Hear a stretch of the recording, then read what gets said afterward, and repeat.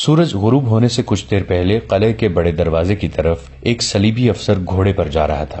اس کی کمر سے لٹکتی ہوئی تلوار مسلمانوں کی تلواروں کی طرح ٹیڑھی نہیں، سیدھی تھی، اور اس کا دستہ صلیب کی شکل کا تھا۔ وہ ہر لحاظ سے صلیبی تھا۔ دروازہ کھلا ہوا تھا جس سے اونٹوں کا ایک کاروان رسد سے لدا ہوا باہر جا رہا تھا۔ ظاہر یہی ہوتا تھا جیسے یہ گھوڑا سوار افسر اس کاروان کے ساتھ جا رہا ہو۔ وہ دروازے کے پاس پہنچا تو صلیبیوں کی انٹیلیجنس کا سربراہ ہرسن گھوڑے پر سوار دروازے میں داخل ہوا۔ وہ کہیں باہر سے آ رہا تھا۔ اس نے اس افسر کو دیکھا اور مسکرایا، مگر اس افسر نے مسکراہٹ کا جواب مسکراہٹ سے نہ دیا۔ ہرسن چند قدم آگے کو آیا تو اس نے گھوڑا روک لیا۔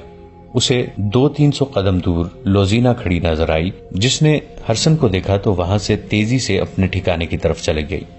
علی بن سفیان کی طرح ہرسن بھی ماہر جاسوس اور سراغ رساں تھا۔ اس نے فوراً گھوڑا دروازے کی طرف گھمایا اور ایڑ لگا دی۔ وہ اپنا ایک شک رفع کرنا چاہتا تھا۔ اس نے گھوڑے کو ایڑ لگائی تو گھوڑا دوڑ پڑا۔ باہر جا کر ہرسن نے دیکھا کہ جو افسر اس کے پاس سے گزرا تھا وہ اتنی دور نکل گیا تھا کہ اس کے تعاقب میں جانا بیکار تھا۔ اس گھوڑا سوار نے دروازے سے نکلتے ہی گھوڑے کو ایڑ لگا دی تھی۔ گھوڑا بہت تیز رفتار تھا۔ ہرسن اسے دیکھتا رہا اور وہ صحرا کی وسعت میں گم ہو گیا۔ لوزینا نے حدید کو آزاد کرا کے صلہ دے دیا تھا۔ ہرسن نے گھوڑا موڑا اور تیزی سے اندر آ گیا۔ وہ سب سے پہلے مسلمانوں کے کیمپ میں گیا۔ وہاں کے انچارج سے حدید کی نشانیاں بتا کر پوچھا کہ وہ کہاں ہے۔ کچھ پتہ نہ چلا۔ جس خیمے میں حدید کو رکھا گیا تھا وہاں کے رہنے والوں نے بتایا کہ ایک صبح وہ یہاں سے غائب تھا۔ وہ سمجھے کہ اسے ادھر ادھر کر دیا گیا ہے۔ ہرمن کا شک یقین میں بدل گیا۔ وہ حدید ہی تھا جسے اس نے صلیبی فوج کی وردی میں دروازے سے نکلتے دیکھا تھا۔ وہ مزید تفتیش سے پہلے لوزینا کے کمرے میں گیا۔ وہ سر ہاتھوں میں تھامے رو رہی تھی۔ کیا تم نے اسے بھگایا ہے؟ ہرسن نے گرج کر کہا۔ روزینا نے آہستہ سے سر اٹھایا۔ سرمن نے کہا، جھوٹ بولو گی تو میں تفتیش کر کے ثابت کر دوں گا کہ اسے تم نے ہی فرار میں مدد دی ہے۔ نہ آپ کو تفتیش کی ضرورت ہے، نہ مجھے جھوٹ بولنے کی ضرورت۔ لوزینا نے کہا، میری زندگی ایک شاہانہ جھوٹ اور میرا وجود ایک خوبصورت دھوکہ ہے۔ اپنی روح کی نجات کے لیے میں سچ بول کر مر رہی ہوں۔ اس کی آواز میں غنودگی تھی جو بڑھتی جا رہی تھی۔ وہ اٹھی تو اس کی ٹانگیں لڑکھڑائیں۔ اس کے قریب ایک گلاس پڑا تھا جس میں چند قطرے پانی تھا۔ اس نے گلاس اٹھا کر ہرسن کی طرف بڑھا کر کہا، میں نے اپنے آپ کو سزائے موت دے دی ہے۔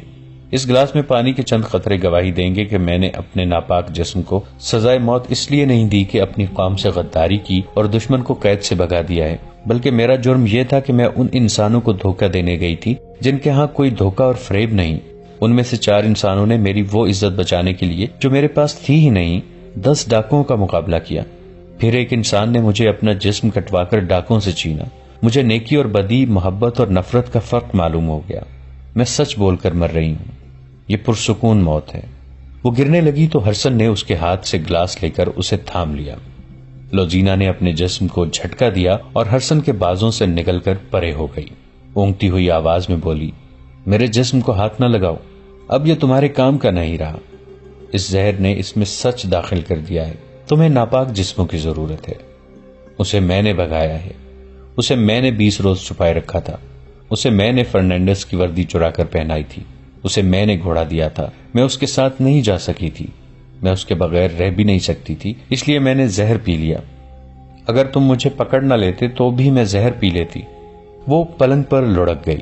ہرسن کو اس کی آخری سرگوشی سنائی دی، سچ بول کر مرنے میں کتنا سکون ہے۔ اس نے آخری سانس اس طرح لی جیسے سکون سے آہ بھری ہو۔ اسے جب دفن کر چکے تو ایک افسر نے پوچھا، اس کا کوئی خاندان تھا تو انہیں اس کی موت کی اطلاع دے دو۔ اس کا خاندان ہم ہی تھے۔ ہرسن نے جواب دیا، اسے 10-11 سال کی عمر میں کسی قافلے سے اغوا کر کے لائے تھے۔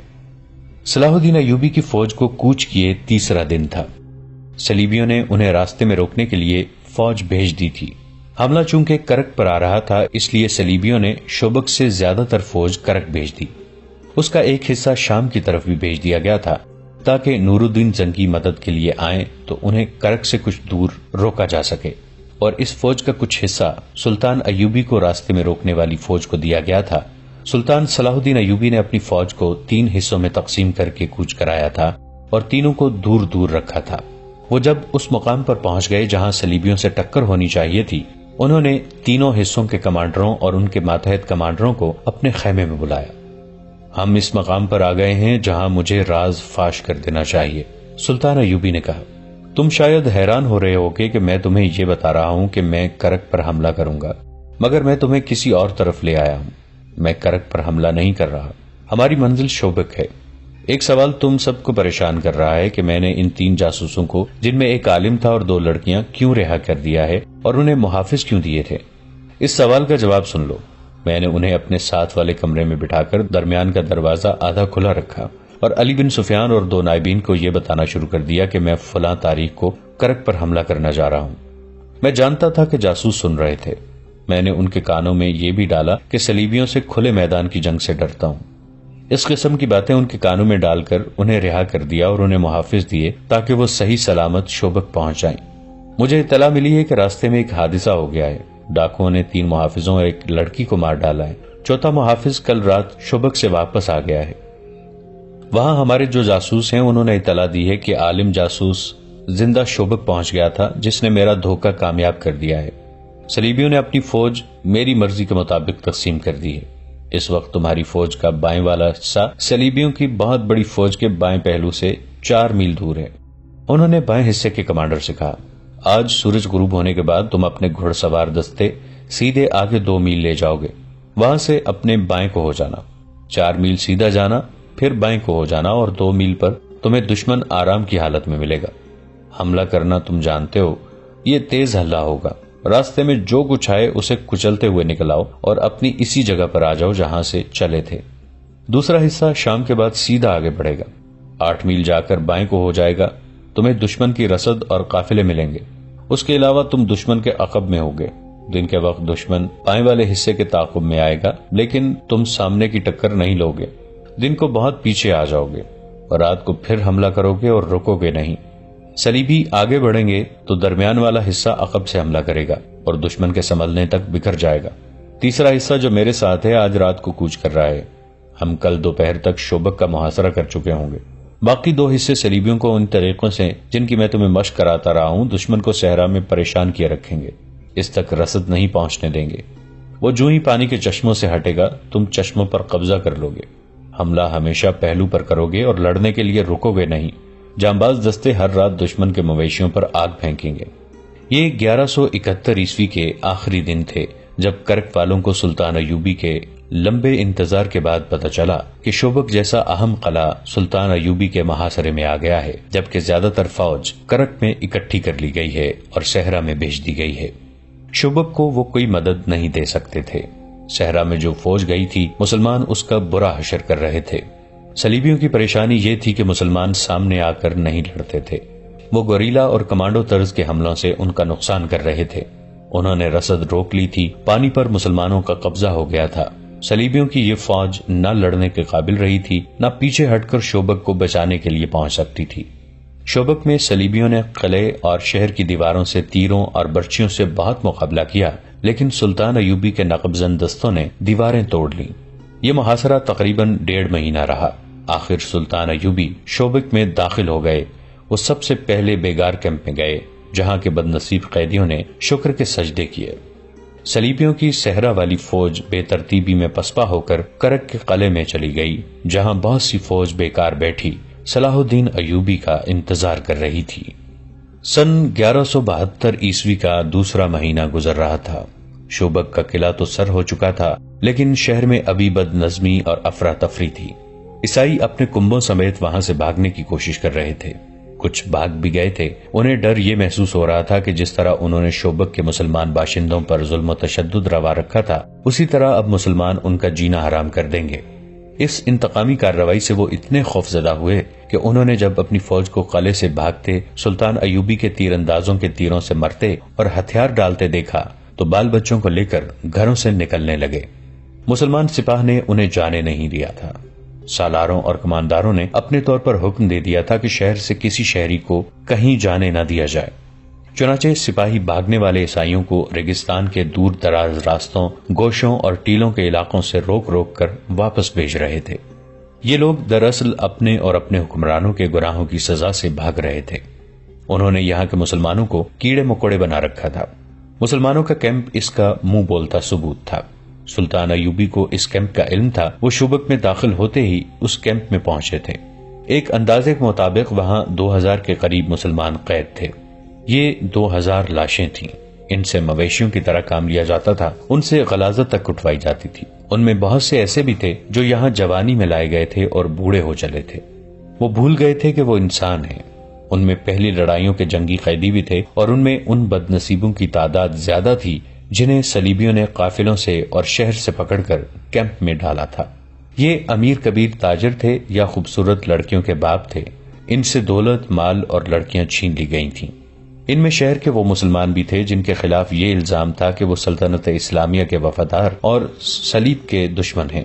شہر میں جو مسلمان رہتے تھے وہ نماز اور قرآن گھروں میں چھپ چھپ کر پڑھتے تھے، وہ بھی اس طرح کی آواز باہر نہ جائے۔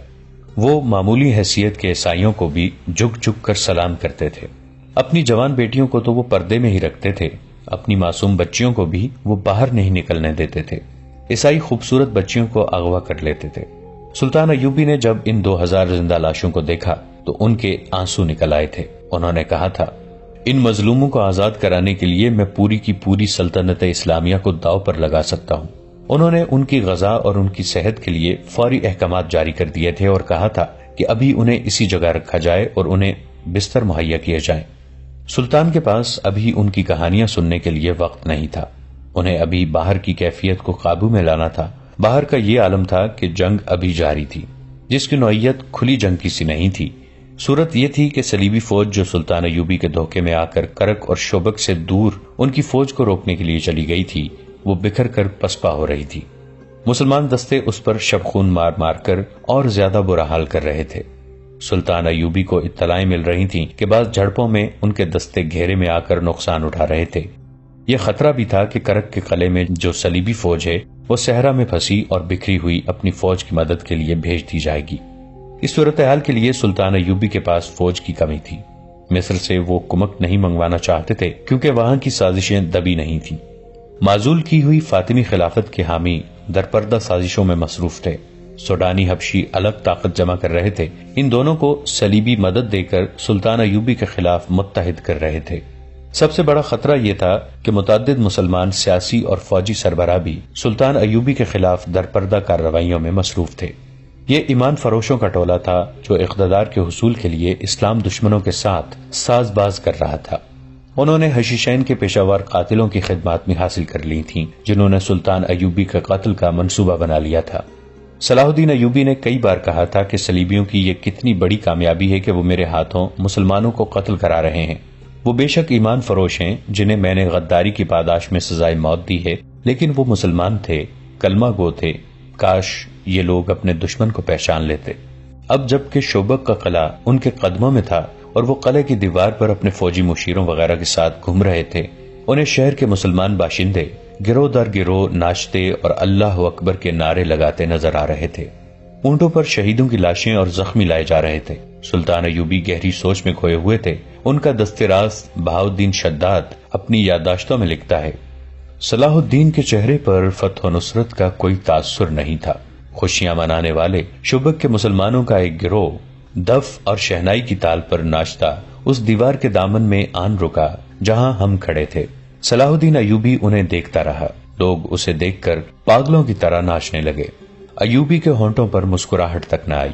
انہوں نے ان لوگوں کے لیے ہاتھ تک نہیں ہلایا، بس دیکھ رہے تھے۔ گروہ میں سے کسی نے بلند آواز سے کہا، صلاح الدین نجم الدین ایوب، تم شوبک کے مسلمانوں کے لیے پیغمبر بن کر اترے ہو۔ وہ لوگ عربی نسل کے تھے، ایک دوسرے کو باپ کے نام سے پہچانتے اور پکارتے تھے، اس لیے ان میں بیشتر صلاح الدین ایوبی کو ابن ایوب یا بن نجم کہتے تھے۔ سلطان ایوبی کرد نسل سے تھا۔ ناچنے والوں میں سے کسی نے نعرہ لگایا، کرد کے بچے، ہم تیری پیغمبری کو سجدہ کرتے ہیں۔ صلاح الدین ایوبی یکلخت بیدار ہو گیا، تڑپ کر بولا، انہیں کہو مجھے گنہگار نہ کریں، میں پیغمبروں کا غلام ہوں، سجدے کے لائق صرف اللہ کی ذات ہے۔ میں نے سلطان کے ایک محافظ سے کہا، بھاگ کر جاؤ اور ان لوگوں سے کہو کہ ایسے نعرے نہ لگائیں، امیر مصر ناراض ہوتے ہیں۔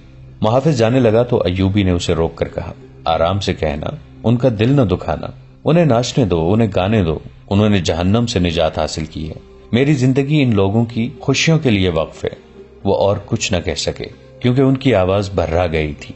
یہ جذبات کا غلبہ تھا۔ انہوں نے منہ پھیر لیا، وہ ہم سب سے اپنے آنسو چھپا رہے تھے۔ کچھ دیر کے بعد انہوں نے ہم سب کی طرف دیکھا اور کہا، ہم ابھی فلسطین کی دہلیز پر پہنچے ہیں، ہماری منزل بہت دور ہے، ہمیں شمال میں وہاں تک جانا ہے جہاں سے بحر روم کا ساحل گھوم کر مغرب کو جاتا ہے، ہمیں سرزمین عرب سے آخری صلیبی کو دھکیل کر بحر روم میں ڈبونا ہے۔ وہیں سلطان ایوبی نے اپنے متعلقہ مشیر کو حکم دیا کہ سارے شہر میں منادی کرا دو کہ کوئی غیر مسلم اس خوف سے شہر سے نہ بھاگے کہ مسلمان انہیں پریشان کریں گے۔ کسی مسلمان فوجی یا شہری سے کوئی تکلیف پہنچے تو وہ قلعے کے دروازے پر شکایت کرے، اس کا ازالہ کیا جائے گا۔ انہوں نے زور دے کر کہا کہ ہم کسی کے لیے تکلیف اور مصیبت کا نہیں، پیار اور محبت کا پیغام لائے ہیں۔ اگر کسی نے اسلامی حکومت کے خلاف کوئی بات یا حرکت کی تو اسے اسلامی قانون کے تحت سزا دی جائے گی جو بہت سخت ہوگی، اور یاد رکھو کہ اسلامی قانون سے نہ کوئی غیر مسلم بچ سکتا ہے نہ مسلمان۔ اس کے ساتھ ہی انہوں نے حکم دیا کہ شہر میں اگر کوئی صلیبی فوجی یا جاسوس چھپا ہوا ہے یا اسے کسی نے اپنے گھر میں پناہ دی ہے تو وہ فوراً اپنے آپ کو مسلمان فوج کے حوالے کر دے۔ سلطان ایوبی کی فوج قلعے کی ایک دیوار توڑ کر اندر گئی تھی۔ انہوں نے حکم دے رکھا تھا کہ قلعے کے اس حصے پر فوراً قبضہ کیا جائے جہاں صلیبیوں کے محکمہ جاسوسی کا مرکز تھا۔ ان کے جاسوسوں نے انہیں اس مرکز کے متعلق بہت سے معلومات دی تھیں اور رہنمائی بھی کی تھی، مگر صلیبی اتنے اناڑی نہیں تھے۔ انہوں نے سب سے پہلے اسی حصے کو خالی کیا اور دستاویزات نکال کر لے گئے تھے۔ ان کی جاسوسی کا سربراہ ہرسن اور اس کے دیگر ماہرین وہاں سے غائب ہو چکے تھے۔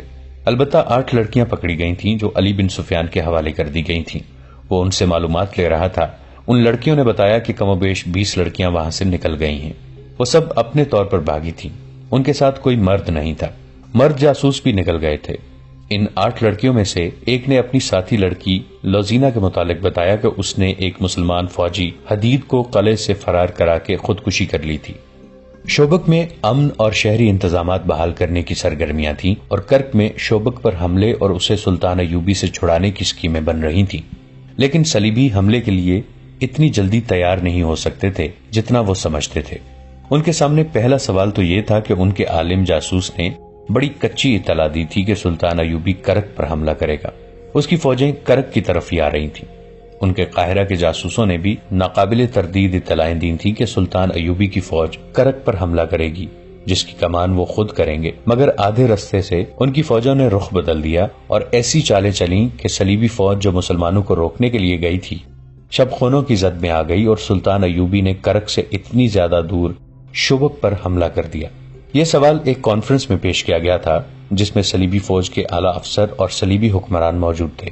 ان کے محکمہ جاسوسی کا سربراہ جرمن نژاد ہرسن اور عالم جاسوس جسے سلطان ایوبی نے قاہرہ سے گرفتار کر کے رہا کر دیا تھا، ملزموں کی حیثیت سے کانفرنس میں پیش کیے گئے تھے۔ دوستو، آج کے لیے اتنا ہی۔ اسی کہانی کی اگلی قسط کے ساتھ بہت جلد حاضر ہوں گے۔ نیچے کامنٹ سیکشن میں اپنی رائے کا اظہار ضرور کیجیے گا۔